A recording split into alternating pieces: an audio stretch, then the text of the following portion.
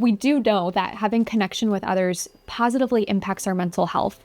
But not only that, it also positions us for deeper healing.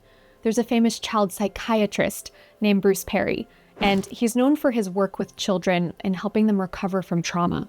And one of his conclusions from his vast amount of experience and study is this: there is no more effective neurobiological intervention than safe relationships. Safe relationships actually position us for greater healing. And so it's important to ask ourselves, how do we find these safer, healthier relationships? Another quote that I love by a philosopher named Spinoza is this: all happiness or unhappiness solely depends upon the quality of the object to which we are attached by love. And the research definitely comes and supports this one too. When we have safe, healthy relationships, it improves our mental health, our physical health, our well-being. When we have unsafe or toxic relationships, this actually has a huge impact on both our physical health and our mental health. So how then do we identify these people who are healthy or safe to attach to? There's a great book on this very topic called Safe People by Dr. Henry Cloud and John Townsend. So if you want to take a deep dive, that's a great resource. But some of the key takeaways from this book is looking for people with key qualities that really are setting you up for a healthier, more satisfying relationship overall.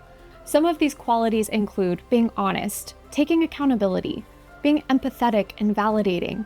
Also, people who are consistent and reliable, open to your feedback, as well as respond well when you set boundaries. If you really want to know if somebody's safe, that's a great place to start. Set a boundary, see how they respond. Overall, you want to come away from that relationship feeling like they're helping with your personal growth and your overall healing. And on the flip side, pretty much people who are unsafe are going to be the opposite of all those things. Things to watch out for are people who are going to be manipulative, using guilt or control. People who are defensive, who are unempathetic, who blame others, who resist accountability. When you confront them, they might turn it back on you or just disappear.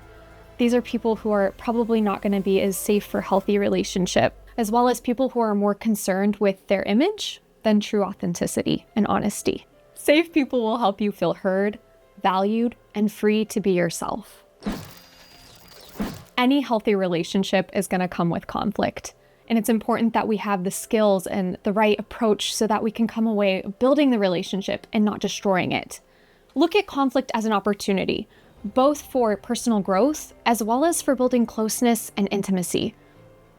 Try not to approach conflict as fixing the other person or the other person being the problem, but as you teaming up with the other person to address the problem. Some really practical ways of doing this is using I statements. Not saying, you never do the dishes, but I really have a hard time resting when the dishes aren't done. Can we work together to find a solution that works well for both of us?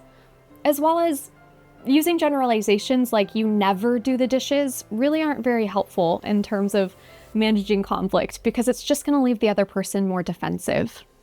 Something else that really helps with conflict resolution is try to find the common values and the common goals that exist. I can remember a time where I had a roommate who brought home a cat without talking to me first, and this became a natural point of conflict in our friendship. But it was really helpful for us to back up and to recognize that both of us valued a clean environment and a space where we could have people over that felt comfortable and nice. So finding those common values and goals can really help in setting a good tone and listening to understand each other and really finding an outcome that's a win-win for both people.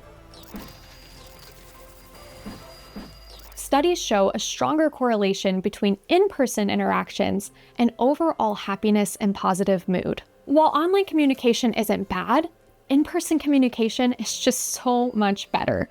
It allows you to build trust more quickly and ultimately to have a greater sense of connection and closeness.